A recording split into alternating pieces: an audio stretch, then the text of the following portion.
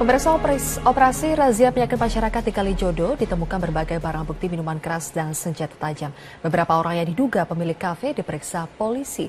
Informasi selengkapnya akan disampaikan Marshalina Gita langsung dari kawasan Kalijodo, Jakarta. Gita, apa kelanjutan temuan dari senjata tajam dan minuman keras saat razia tadi?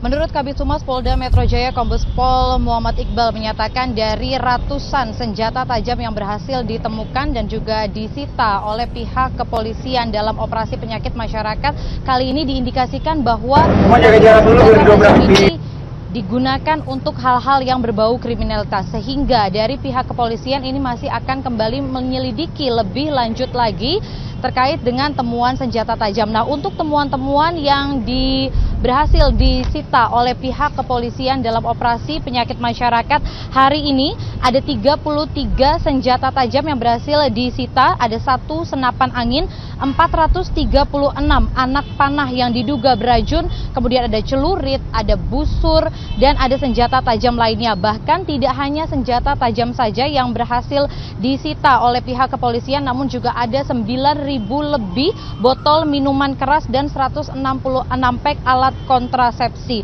Tidak hanya itu, polisi pun juga mengamankan 9 pemilik kafe dan ada 3 orang yang positif ini menggunakan narkoba, sehingga ini juga diamankan oleh pihak kepolisian. Ada 2 orang yang menyimpan senjata tajam dan 3 pekerja seks komersial. Dari kasus ini, maka polisi akan terus mengembangkan lebih lanjut lagi dan menggali informasi dari 9 pemilik kafe dan juga beberapa orang lainnya yang saat ini diamankan oleh pihak kepolisian, khususnya dari Polda Metro Jaya. Dan menurut Muhammad Iqbal, operasi penyakit masyarakat ini mengincar preman, kemudian juga narkotika, senjata tajam ini yang menjadi sasaran utama, dan hal ini dilakukan agar masyarakat yang berada khususnya di wilayah Kalijodo ini tidak terpengaruh oleh senjata tajam yang tadi berhasil ditemukan. Bahkan ia juga menyatakan bahwa dalam operasi penyakit masyarakat ini bukanlah untuk menakut-nakuti, tetapi untuk memberikan rasa aman, dan ini merupakan operasi penyakit masyarakat yang sudah dilakukan berkali-kali, tidak hanya di kawasan Kalijodo saja, namun juga di kawasan Jakarta lainnya. Dan menurut Kapolda Metro Jaya Irjen Tito Karnavian menyatakan bahwa untuk penggunaan atau dengan adanya ribuan pasukan tim gabungan yang dikerahkan hari ini dikarenakan bahwa di wilayah Kalijodo ini masih memiliki potensi kerawanan yang cukup tinggi. Dan berikut kita dengarkan sama-sama pernyataan dari Kabid Humas Polda Metro Jaya. Juga kami mengamankan 9 orang pemilik kafe, 3 orang positif menggunakan narkoba, diduga narkoba, 2 orang menyimpan sajam, 3 orang PSK. Tentunya tidak berhenti di sini saja, semua yang kami amankan, baik itu barang-barang tadi maupun beberapa orang yang diamankan akan kami kembangkan. Prinsipnya akan kami lidik sampai ke ujung.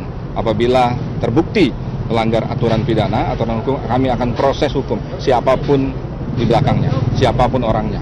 Itu prinsip, karena kami tidak ingin. Sampai saat ini kawasan Kalijodo masih dijaga oleh ratusan aparat keamanan, baik itu dari pihak kepolisian, Polres, Polsek, bahkan juga Satpol PP. Ini masih terus menjaga di sekitar kawasan Kalijodo. Dan tadi berdasarkan juga pernyataan dari Kabid Humas Polda Metro Jaya, kawasan Kalijodo ini masih akan terus dijaga hingga dipastikan bahwa kawasan Kalijodo ini steril. Bahkan setelah dilakukannya operasi penyakit masyarakat, bahkan juga setelah adanya surat pemberitahuan peringatan pertama yang diberikan kepada warga Kalijodo, saat ini kafe-kafe sudah ditutup semuanya. Bahkan tadi juga ada beberapa pemilik kafe dan juga karyawan ini kembali mengosongkan bangunan, khususnya kafe-kafe. Ini barang-barangnya semua sudah diangkut dan kondisinya pun saat ini semuanya sudah tutup dan cenderung lebih steril dan tidak ada aktivitas lagi.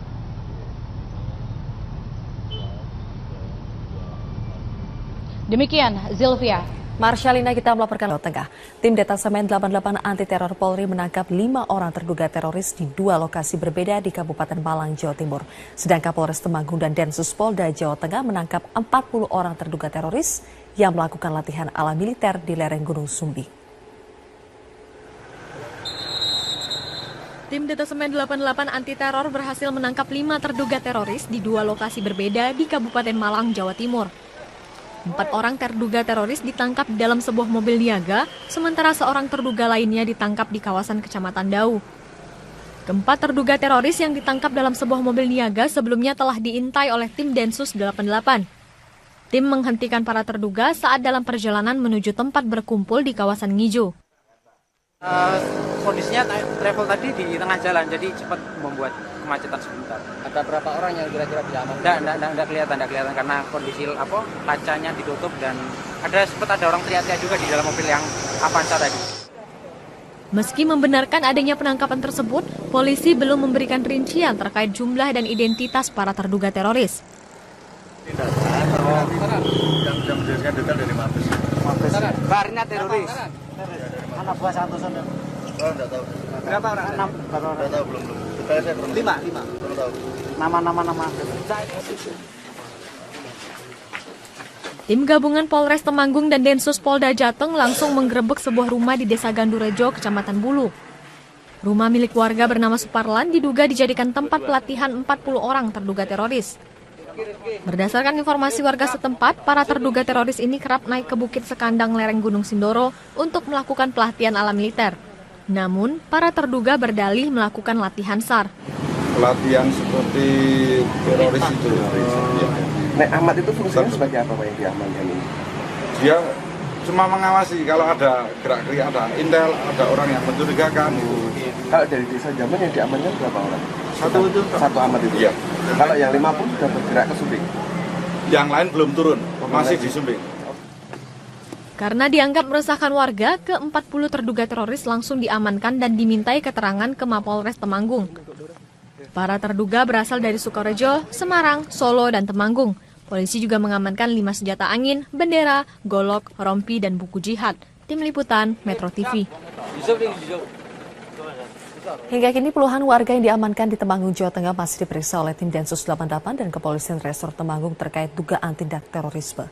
Puluhan warga yang sebagian besar berasal dari Solo, Semarang, Sukorejo, dan Temanggung ini ditangkap usai melakukan latihan ala militer di lereng Gunung Sumbing. Tim Densus 88 Polda Jawa Tengah menggeledah sebuah rumah yang diduga menjadi markas kelompok ini. Tim Densus mendapatkan sejumlah barang bukti seperti senapan, senjata tajam, dan beberapa buku ajaran jihad. Seorang anggota kelompok yang diamankan membantah pelatihan yang dilakukan untuk aksi terorisme. Mereka berdalih latihan ala militer di lereng gunung hanya pelatihan untuk tanggap bencana alam. Hingga saat ini polisi belum memberikan keterangan resmi terkait penangkapan puluhan warga ini.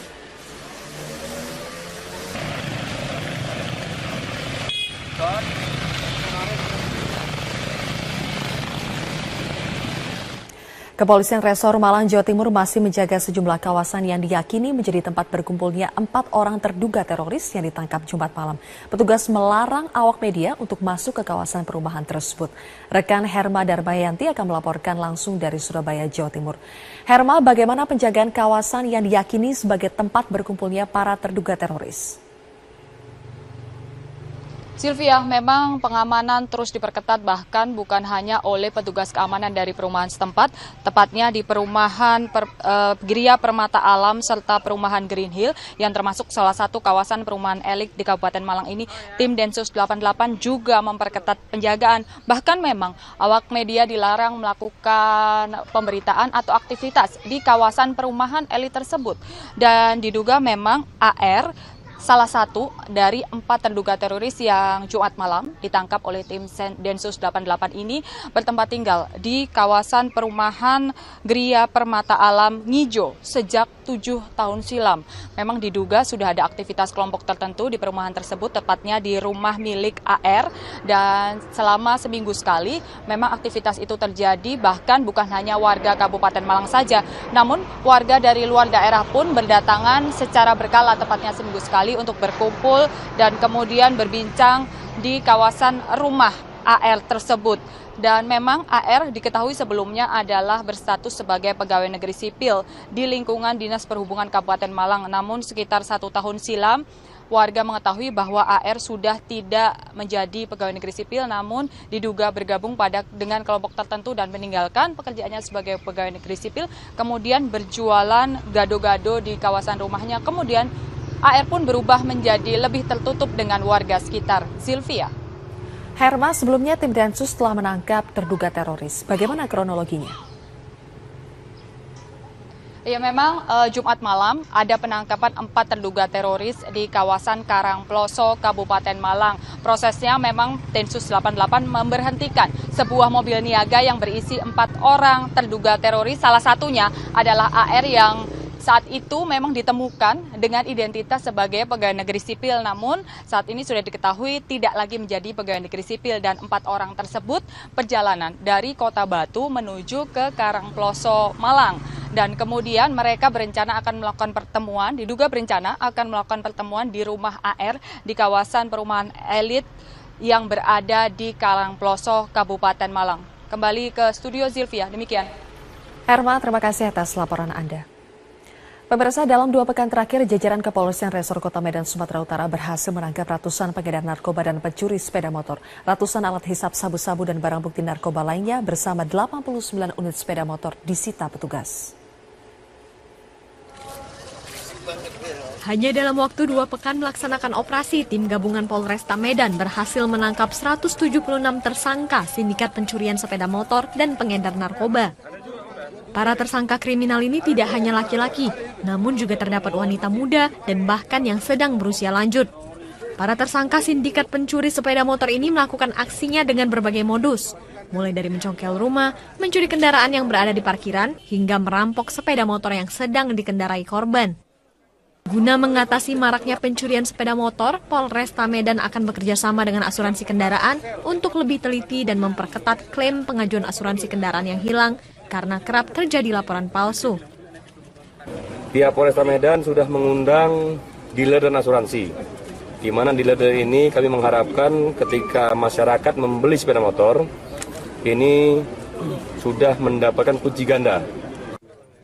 Sedangkan dari tersangka pengedar dan pengguna narkoba, polisi juga menyita berbagai barang bukti narkoba, belasan paket kecil sabu-sabu, alat hisap, pil ekstasi, dan daun ganja kering. Polresta Medan dan jajaran bersama dengan TNI akan terus melakukan razia dadakan ke berbagai lokasi yang disinyalir jadi tempat peredaran dan penggunaan narkoba. Dari Medan, Sumatera Utara, M. Harizal, Metro TV. Dari Jawa Barat, pemirsa, jajaran Polres Garut berhasil menangkap 3 orang pengedar uang palsu yang hendak digunakan untuk transaksi belanja di wilayah Garut. Petugas berhasil mengamankan barang bukti ribuan uang palsu senilai Rp120 juta. Ribuan barang bukti uang palsu pecahan Rp100.000 ini akan digunakan untuk berbelanja di wilayah Garut. Modus operandi yang dipakai adalah dengan cara membelanjakan uang palsu dengan harapan mendapatkan uang kembalian yang asli. Ketiga orang pengedar uang palsu yang diamankan Kepolisian Resor Garut Jumat kemarin mengaku uang palsu didapat dari seseorang dari luar daerah Garut. Hingga kini polisi masih terus mendalami kasus ini guna mengungkap tempat produksi uang palsu. Para tersangka dijerat dengan Undang-Undang tentang mata uang dengan ancaman hukuman 15 tahun penjara dan atau denda Rp50 miliar.